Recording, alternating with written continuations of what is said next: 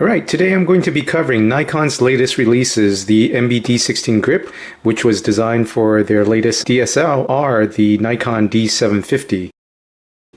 So if you've been following my reviews, you know I've done a few of these camera grip reviews, although never for a Nikon original one. I've been doing them for the DSTE brand, which is, I guess you could say, a clone that's made out of China, but well, ironically, if you notice here, the MB-D16 label right here. Dun dun dun. I mean, come on, are you really surprised? Majority of the products are made in China nowadays, so this MB-D16, the original Nikon grip, is made in China, and as you can see, this is the original. It did arrive in their standard box. In this case, it's black and gold, and within there was, ample cushioning, carbo foils to keep the grip well protected. It's got manuals, the warranty card, and also pretty nice. It did come with this case, but although I don't feel that this case is actually for the grip itself, this is actually for the additional battery slots that go within. So in this case, the lithium-ion one came pre-installed in the grip itself, and this is the 6AA holder. So pretty much when you're transporting it around, rather than getting it dinged, just put it into this nifty case and take it with you. So this review will follow pretty much my standard formats, which is I'll cover the design and feature, the fit and finish, the functionality, and then provide an initial conclusion. So the reason why I decided to go with the original grip this time was, well, because the camera was brand new and there are no currently clone grips out for the D70 to the best of my knowledge. So in my right hand I do have the older MB-D15, which is for the Nikon D600, and this is a clone grip made by DSTE. My left hand, this is the original Nikon MB-D16. The reason why is I really wanted to, this is the first opportunity I've had to do a direct comparison versus the OEM Nikon product. So let's go over the quality first. So pretty much the things I usually cover is, like, say, the overall fit and finish, how the rubber cutouts meets within the plastic grip here. And in terms of the close-up, as you can see, fit and finish is what you would expect on an original Nikon piece of product. Right, there's no glue overrun. Everything mates pretty much seamlessly and smoothly and flush with the cutout spaces.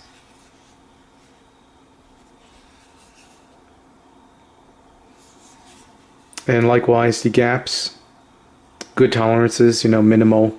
There is nothing that I could pinpoint that is, glaringly wrong. It did come with this plastic protective cover for the electrical connections to the body. And as mentioned, it did come with the lithium-ion tray pre-installed already, so this, unlike the BGE13 grip for the Canon 60, holds only just one battery. Peering within, you do see the metal bar that runs the full length of the camera grip for the tripod mount that it's bolted to. So again, no surprises there. I mean, we've seen that in a clone. I would have actually expected at least that, if not better, on the Nikon original grip. Now, one note though is that on the Canon grips, that metal plate actually runs the entire length from front to back, but on a Nikon, it's just that thin strip there. I mean, I shouldn't say thin in the end. Hey, as long as it can withstand the weight of the camera itself plus a large zoom, it's doing its job. Now, in terms of the gear mechanism, this is a design that I first saw on the MB-D15. So speaking of which, I made a mistake. This is actually the MB-D14 for the Nikon D600, not the D15. I no longer have that because I've sold my D7100 and the grip to my brother-in-law. But this, unlike the D14, instead of a single large wheel for the gear mechanism that turns, the screw for the tripod mount, there are actually two counter-rotating gears. I shouldn't say counter-rotating. They actually do rotate in the same direction. So if this is rotating counterclockwise, likewise the bottom wheel is also rotating counterclockwise, so you do spin it in unison with your index finger and your thumb to rotate this into as you're mounting the grip. Now, for those of you who may not be familiar with the differences between the D600 and D750, you will not be able to use the same grip. I mean, no surprise here. Did you actually think they're going to introduce a new product without having some type of extra accessory for their cash cows? Come on. Call me jaded, but hey, every company has a right to make extra bucks, right? But anyway, so herein lies the major differences. D750 on my left hand, as you can see, they shifted the battery. It no longer runs within the grip itself, but runs pretty much, you could say, parallel with the camera body lengthwise, right?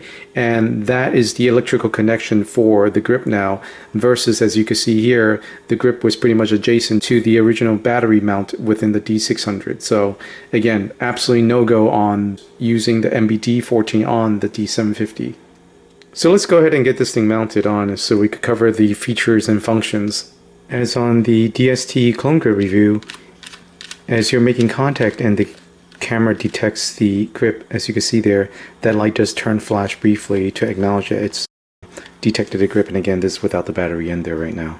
The threads do follow pretty much the standard screw rotation, which is righty-tighty, lefty-loosey. As previously covered, I usually like to pretty much, once it reaches, hand tight here, I like to just apply just a little bit pressure and tighten it just a little bit more, so as to take up, whatever residual slack there is. I literally just got this in. I don't have a screen protector yet, and yes, I do like to take good care of my equipment, so I won't be removing this just yet, and I'll be getting a screen protector soon. So first function we're going to test is to see whether or not this lock switch works. And one thing that kind of drives me a little nuts, or at least curious as to why they did this, is the fact that this runs counter to what the main switch does, right? So on the main switch, if you turn counterclockwise, it shuts the camera off. So a flick clockwise will turn it on, plus another flick, illuminates the LCD, right? So speaking of which, on the D750, for those interested, while the LCD is a little bit smaller, both the shutter and the aperture values are larger than, say, on the D600 screen. So I find that there's actually sufficient information here versus the D600, and thus far I'm really digging the grip.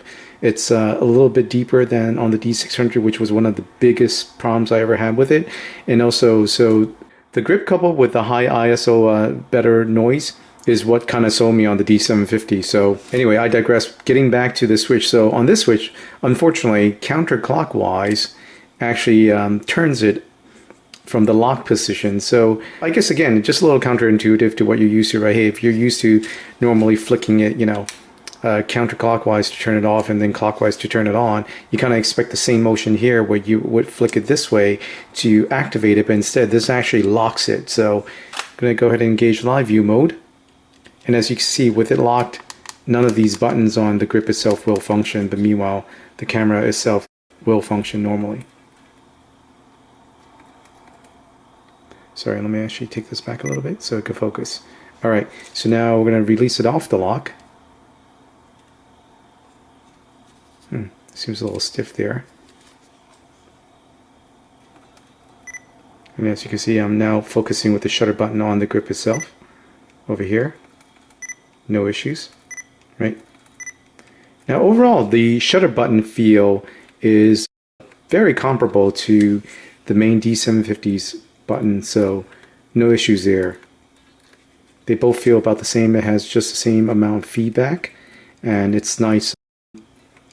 There's no difference, so it doesn't, again, detract you as you're shooting away. Next thing we're going to cover is over here the front jog dial button. So currently I do have this set in AV mode, so as you can see,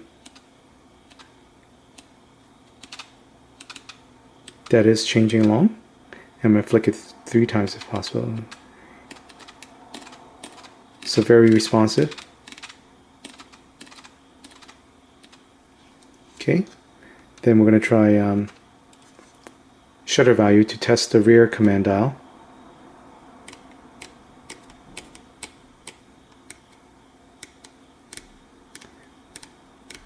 Very responsive. So of note is that on the clone grip, this was made from pure plastic, right? On the Nikon grip, it is also coated in rubber as well, but the feeling is just a little bit off as compared to the camera. The camera, I'm accustomed, very nice and smooth, rotates very nice and smooth and operates very nicely, but on the grip itself, it was very stiff out of the box. It's gotten a little bit better, but again, that feeling just is not the same as on the D750 itself. So again, I'm just pointing this out in case, those who are OCD or those who, again, like I said, you work, your camera is the extension of your body once you get accustomed to it, right? So if you're accustomed to a certain feeling here, then all of a sudden you transition here and there's a little bit off. I don't know. It may or may not throw you off, but for what it's worth, I'm just pointing that out. So, okay, no problems there. Next up, we're going to test the joystick. So one problem I did have with the clone grip is that the joystick was perhaps a little overly sensitive. I felt like sometimes it was too easy as I was shifting left or right, and in this case you look at the menu going up and down because the menu didn't rotate with the position of the camera. But when I pressed right or left, I would accidentally depress down to select it, whereas on the original Nikon grip, I feel this is very, very nice and firm. I don't ever feel like I'm going to accidentally, depress it downwards versus, again, just a right or left. So very responsive, very nice, very good tactile feedback as well. Next up, the auto exposure and the auto focus lock. I'm going to put this into program mode, so that way both the aperture and the shutter are freed up to change as they choose. Of course, I do have to take it out of auto ISO. So as you can see there, I do have auto exposure lock on right now. If I cover up the lens, it doesn't change the exposure value. As soon as I let go, auto exposure lock goes away. And let's go ahead and assign the autofocus onto it to see if it carries over. So to assign a different function to the grip's auto exposure lock button, that would be under F10. And I'm also going to pick the autofocus on again. So now I'm going to go ahead and also focus with this now. And as you can see, that works perfectly fine. Let's go ahead and change the function around.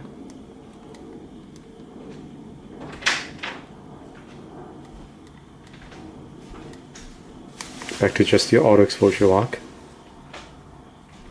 So there you go. As you can see, the auto exposure lock is there. This is great because let's just say you're shooting in portrait mode. You want a different configuration for your auto exposure lock button versus the autofocus on. You can have one set differently here to a different function and yet another for the grip itself. So one minor annoyance as with the DSTE grip is that the base is actually not that wide, such that if you got a small zoom lens like this 24-85 mounted, it will topple forward because the center of balance is pretty high. Plus, not to mention, like I said, if they had probably come out maybe just a half an inch, that would have given you additional grip. But I don't know. I mean, right now this does feel very good. I have medium-sized hands. This feels just right in my hand, but just another thing to consider, because when you rest it down, you pretty much have to rest it either on its back or on its side, but not on its base here. So next up, we're going to test out the battery arrangement. So currently I do have the battery installed in just the D750 and not inside the grip itself, so it does function that way. The other way is that, we could swap it around, put a battery in just the grip and not the camera itself. So currently I do have both batteries installed. Just to demonstrate the functionality where you flip between using the battery in the camera first or versus in the grip first, the one in the camera is slightly depleted, so it's one bar off, versus a fully charged one in the grip. So I'm going to go ahead and turn it on. This will be in your shooting menu D12 battery order. So currently with the MB-D16, as you can see, I do have full bars. But if I flip it over to using the camera, as you can see, it's one bar off now. So it is routing correctly between the battery in the camera versus the one in the grip. This display is a little bit different than on the D600, because on the D600, if I recall correctly, it actually had a little BP symbol that indicated that you had a battery in the camera grip versus the one here. So currently I do have just the battery in the grip only and not the camera itself, and no problems using it that way. If you go to D12, it wouldn't matter what you select here. It pretty much knows there's only one battery in here, so it's not going to be full like that, right? Even if you told it to use the D750 camera battery first, you select that, it still just recognizes, hey, there's nothing there. I'm pulling out from the battery grip right now. To install the battery in the lithium tray, you pretty much face the contacts towards the contacts there. Just slide it in and click it into place. And to remove it, simply push down this tab there, back it out, and remove it.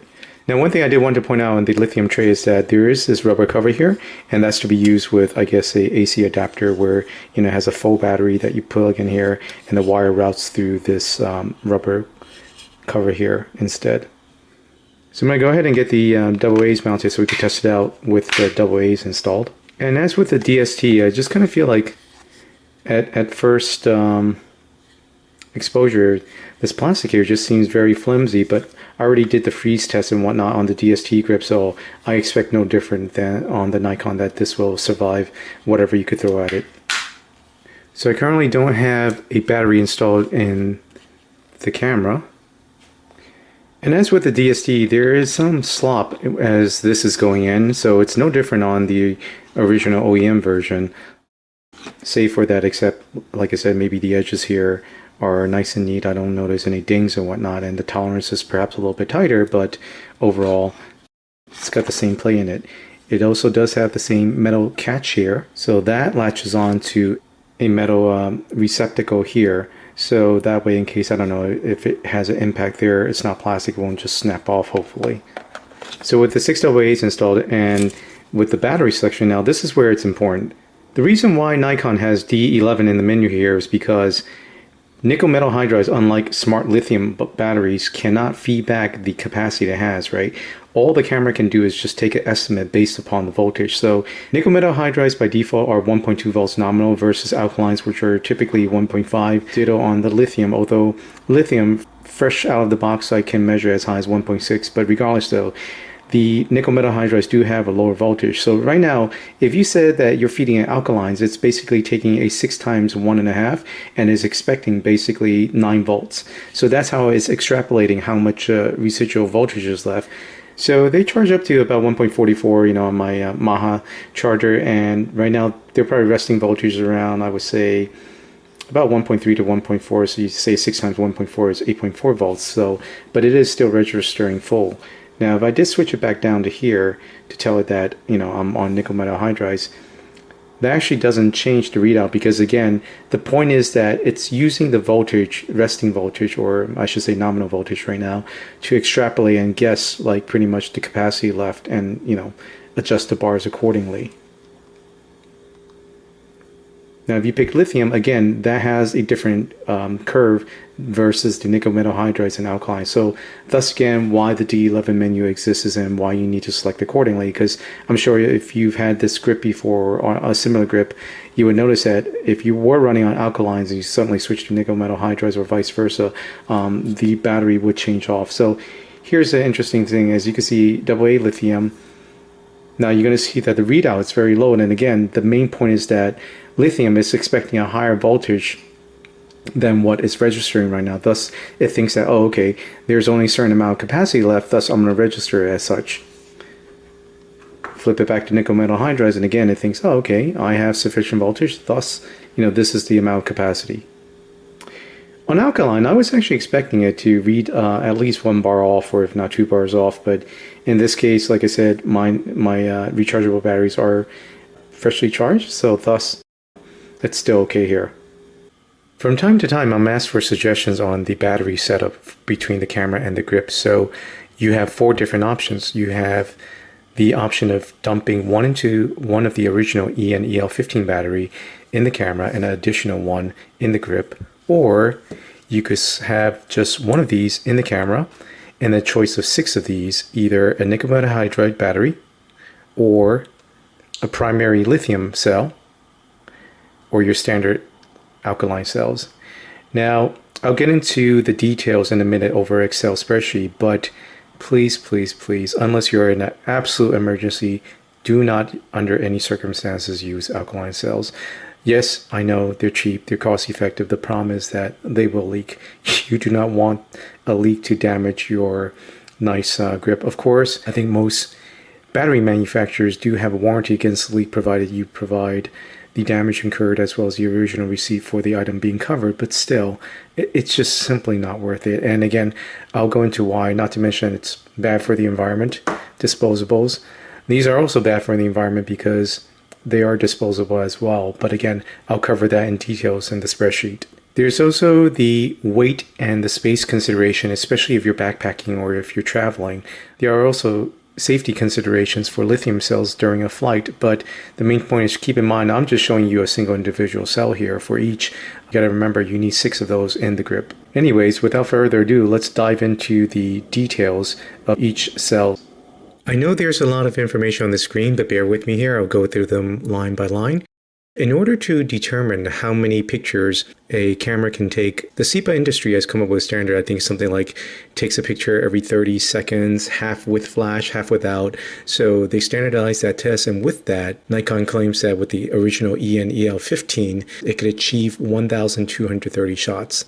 So in order to figure out what power usage went into that, we would first have to know what is the total amount of power available to us. So for the standard EN-EL15, it's 7 volts. You multiply that by a total of 1.9 amp hours. How this was derived was off the information from the battery, which says that the capacity is 1900 milliamps at hours. So you just simply convert that to amp hours, and that's 1.9. So then the total power yielded is 13.3 watt hours.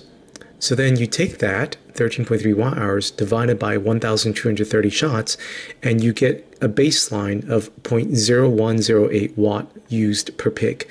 Of course, again, that is an absolute complete estimation, but for argument's sake, because there's so many variables, we're just going to use that as a baseline to make things easier. Next up, we have your standard Energizer E91 alkaline cells. These are 1.5 volt nominal voltage. Where it gets tricky is the capacity, because if you look at the data sheet for a standard E91, it claims that at 10 milliamp discharge, it's probably almost close to 3,000 milliamp an hour. But at 500 milliamp, which high drain device like a digital SLR with the flash use, the LCD screen, etc., and the mirror flip up, I would say it's not unreasonable to say that we could look at the 500 milliamp discharge curve, which would yield probably around 1500 milliamp an hour. I'm actually being generous here, so let's just, for argument's sake, to make it easier, we'll calculate it at 1.5 amp hours. All right, but the problem is that you need 6 of those in the grip, so your total energy now is 13.5 watt hours available, which would then yield, again, take that number divided by your 0.0108, and it yields 1,250 shots. Next up is your nickel metal hydride batteries, of which currently the Eneloop Pros are one of the best out there, low self-discharge. They're 1.2 volt nominal each, yielding about 2.45 amp hours minimum. And then that gives you 17.64 watt hours with 6 of them. So you could get about 1,633 shots off of those. Last but not least, you have your Energizer Premium lithium cells. These are 1.5 volt nominal. And again, as with the alkalines, depending on the discharge curve, it yields different results. But because these are suitable for high drain devices, it can achieve 3 amp hours. So you multiply by that by 6. For a total of 27 watt hours and 2,500 shots. Now, looking at this, you may say, well, that's great, it's simple, I'll just go with the Energizer lithiums, but of course, there's also a cost consideration, right?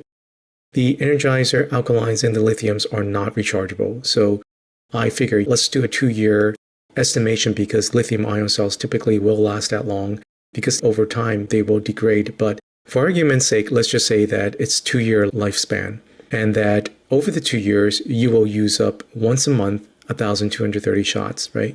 Your lithium-ion cells will definitely last that long because, it's conservative usage. So your outlay for original Nikon cell is $51.89 over that period.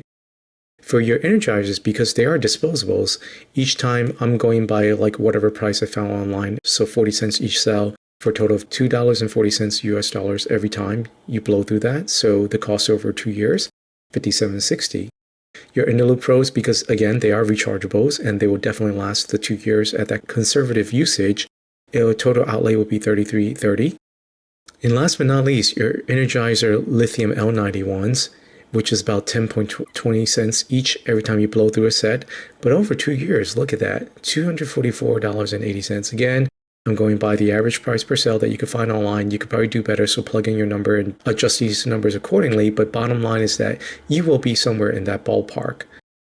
So the takeaway here is that pretty much if you want to minimize your costs over 2 years, I would still say either go with your nickel metal hydrides or your standard Nikon cell. But here's another consideration, is that Going with the original, that is the price, right? Roughly ballpark figure, but I've been using DSTE's clone and it yields roughly about the same amount of total power. I haven't actually gone through like for like, meaning blowing through 1,230 shots on each, but suffice to say, based upon the usage I have incurred in the past year, it is reasonable to say that the DSTs do match the original cells at a minimum, even though I think DST actually claims somewhere around 2,500 milliamps. But I think that's actually a little bit over generous. But the cost consideration is where there's a huge difference. Your DSTE average runs about, I think, $15 for your ENEL15 clone. So your outlay over 2 years will be just $15. So that would be, in my opinion, king. You would grab an extra cell, so your total energy would now double to 26.6 watt hours, which is comparable to your Energizer L91, meaning if you were taking on a trip and you wanted to pack light, but the point is you would come back with those 2 batteries, whereas after your trip, if you blew through the whole 2,500 shots, you would be out, 10, 20, but the point is that you would have no more batteries. Those are just disposables, one and done. So bottom line, if you want to maximize your costs and the amount outlaid over 2 years, I would still say go for aftermarket battery. It doesn't have to be DST. There are other good ones. I just have experience with the DST, so I'm recommending those. But again, over time, I would recommend going with an aftermarket cell, even with your original Nikon. That is still roughly your outlay over 2 years.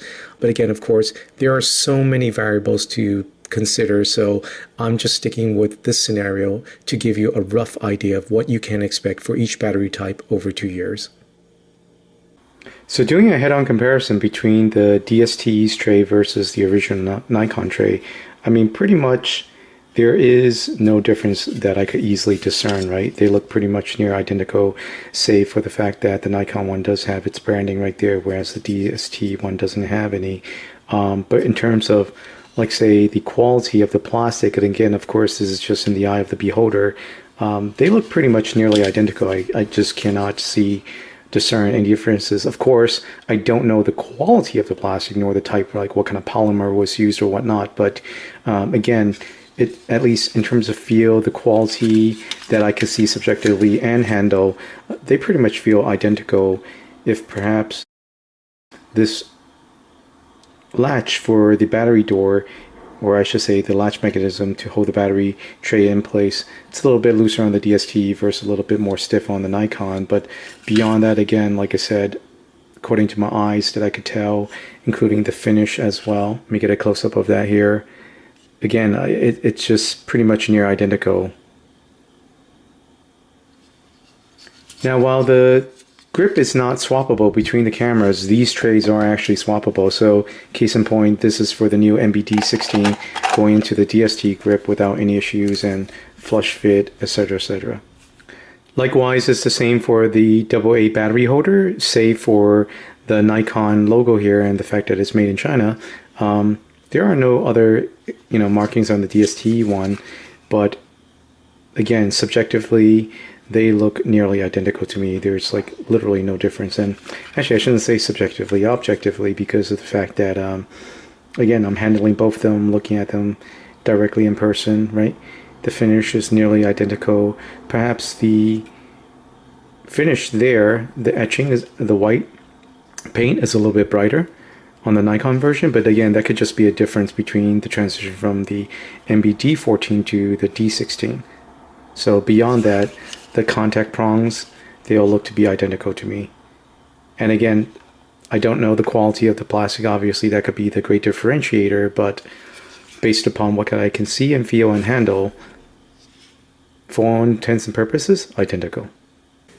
So as an initial conclusion, is it worth it buying a original grip versus, like, say, a clone?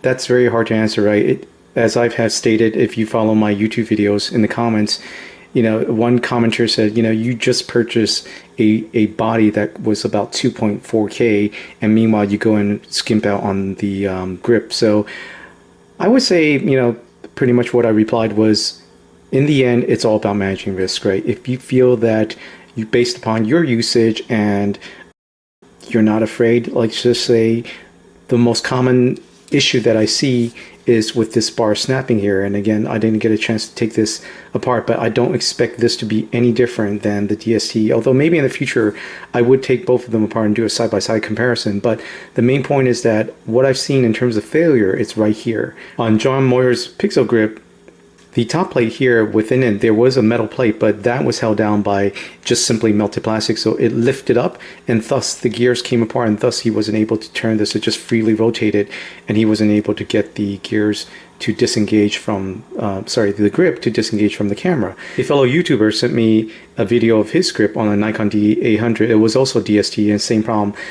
It actually broke here. So my main point was that on the DSTs, when I took it apart, underneath this plastic, there is a metal grip, metal plate that holds down all of these gear mechanisms. So that gives you a level of comfort that the gears won't simply lift up and then disengage. So thus, when you twist this, you can't turn the tripod mount screw here. But I believe that what seems to be happening is that one thing I didn't look into was that underneath the tripod mount, how is this gear mounted? Is it full metal gear, or is this bolt held onto a plastic? So again, perhaps in the future video I will cover a teardown of a clone grip versus the original. But for my intents and purposes, back to the point about mitigating or managing risk appropriately, worst case, I'll take a Dremel to it. Well, not the Nikon one. And that's not to say that Nikons haven't failed. I haven't personally seen any cases, although I have read about Nikon grip issues, but I haven't actually seen one where this gear disengaged. But on a cheapo grip, if it did, I would just take a Dremel to it, take it apart. It cost me only $40 versus on the MB-D16, this is $360 from B&H that I purchased it from. So I'm comfortable with that. Whether you're comfortable with that or not, that's a decision you need to make for yourself, right? So if I pocketed the $320, that's a prime lens right there. But again, in the end, it's about managing risk. I did also purchase insurance for the body itself. So again, I'm not afraid about using an aftermarket grip. Something happens to the body itself, I'm covered. So bottom line, it's all about managing risk. But overall, would I say that, this grip is leaps and bounds way better than what I've seen on the DST? Not really. So the finish, again, it's a little bit better. Maybe it's 5 out of 5 versus a 4 out of 5. And again, this is rubberized versus, plastic. Although the feel, as I covered earlier, not as quite thrilled about this feel versus the, original jog dials feeling. But the button pressure, that's fine. This lock button is actually a little awkward, and it's a little bit tight on my unit. I don't know if it's particular to my unit, but again, that's not what I would expect, paying $360 for an original grip. But at least the auto exposure lock button does have a nice feel to it when you depress, unlike on the DST where it felt a little bit spongy. Likewise, the joystick, as I mentioned, this is very nice. This has very good tactile feedback, and also when I engage it, I won't feel like it accidentally depresses down, whereas on a DST it did. So bottom line, I would feel that the major point I would need to check is how are these gears arranged and what exactly is holding each one. I do see plastic here, but in the end, how does that get to the metal, tripod mount bolt? So I think that that would be the key differentiator between purchasing a original grip versus a aftermarket grip. Overall, bottom line, what my personal opinion is that for my intents and purposes, and again, like I said, my comfort level, I don't feel it's worth it. But again, you need to come to that conclusion on your own, and hopefully this video did help educate you better on what choice to make. To wrap this up, the D750 does have a deeper grip than on the D600, so I don't feel like my fingers, I need to put it up here versus, now it does feel very nice. That coupled with the lighter weight, at first I thought like, what's a few grams, but wow. Actually handling and reading it on paper is two totally different things. So if you haven't tried it and you're weighing between D600, D750, which I probably will get into like a comparison video in the future, but I would suggest you to go to a store and really handle the D750 in person. Like I said, on paper it seems like just a few grams, but in person actually handling it, it does make a difference. Now in terms of the grip depth, I don't feel it's necessarily deeper than say on the D14's grip, right? It's pretty much about the same. Index finger rests here. Likewise on the D16 grip, it does rest, snuggle in. My fingertips are touching the base here. So, but overall, I guess the key thing to watch out for is to see, how both of these handle long term. Thus far, I have not had any issues with the DST grip, but of course, Again, don't know how it's going to hold up in the long term. Another key differentiator is the fact that, hey, with Nikon, you got a name brand, any problems at all, submit it for service. DSTE, I'm not so sure, right? The only way I've ever found a way to contact them is via their Amazon storefront. I don't even have like their website or personal email address, so that's another huge consideration. But again, like I said, $44 versus $360. It's all about managing risk, man. I guess one last thing that I can't answer for is, like I said, the quality of the plastic, and not to mention the rubber, right? So some people may be sensitive to, I think, certain type of rubber, if there's like latex or not. I'm not allergic to it, so I can't say for sure. I don't know. And again, I don't know long term how this will hold up versus, like, say, the original one. But thus far, like I said, I haven't had any issues with it, but definitely something to keep in mind. Okay, so that wraps up this review. As part of FTC disclosure, none of the products used in this video were sponsored. Everything was purchased for my personal use. And again, I'm trying to expand my YouTube site to bring you guys more videos. So if you enjoy my videos, please like and subscribe and share. Thanks so much for watching.